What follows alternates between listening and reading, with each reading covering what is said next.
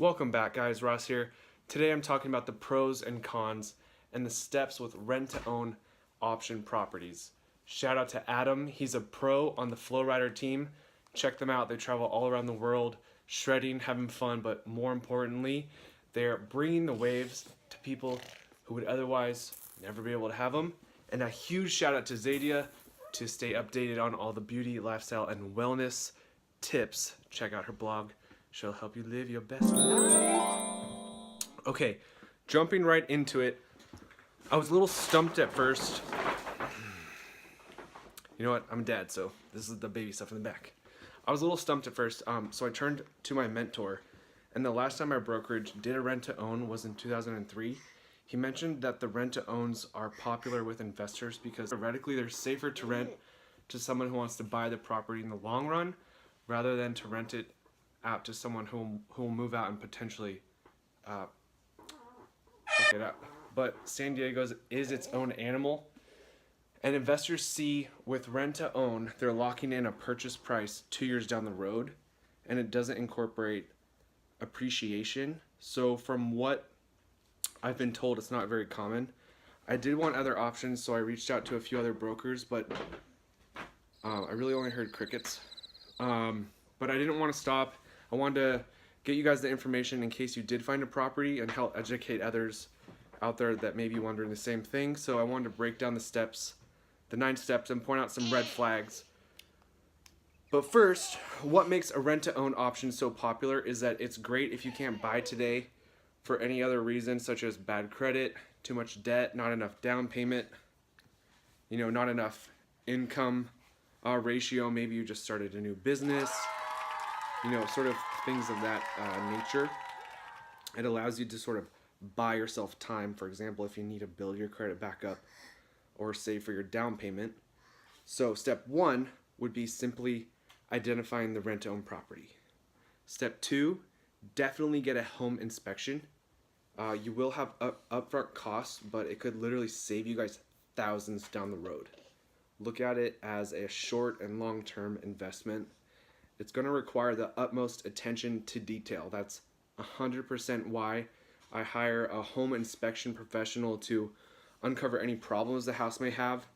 And pro tip, get the home inspection even if the owner provides you with one. The inspection might be outdated or hashtag they could be shady AF. So if it comes back with any problems or not, you want to move to step 3. So you want to negotiate the terms and make sure the contract specifies who's responsible for making yours prior to finalizing the rent-to-own agreement.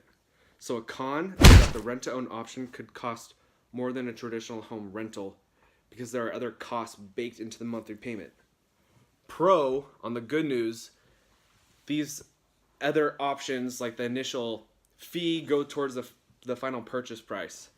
Con, if you back out at the end, you lose of the lease and you don't purchase the property, you lose the initial fee, which could be up to 35% of the final payment. So on a $400,000 property, that would be $14,000 that you just lost. Everything is negotiable, but that's also a reason why I would want you guys to watch out for scammers, do your due diligence. And the number one scenario that I've researched that happens is that people will get into a home that's $600,000, but they never were pre-qualified for $600,000. So when the 2-year lease is up, guess what?